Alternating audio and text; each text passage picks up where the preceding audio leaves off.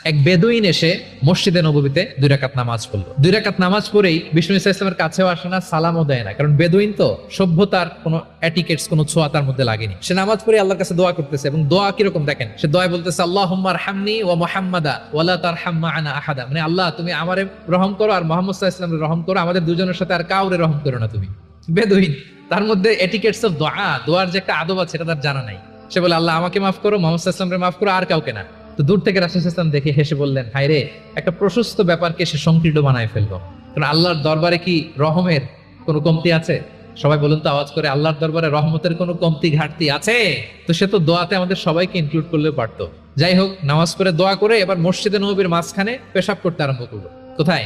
মসজিদের মাঝখানে। সাহাবার তো রেগে মেগে আগুন, তাকে ধরতে যাবে, মারতে যাবে। রাসূল সাল্লাল্লাহু আলাইহি ওয়াসাল্লাম বললেন, দাউ, রাখো, বলছেন আলোকটা করতে দাও। তখনকার মসজিদে নববী তো বালুর ফ্লোর ছিল, জানেন আপনারা? আমাদের এখনকার মসজিদ তো এই যেরকম পাকা টাইলস করা, কার্পেটিং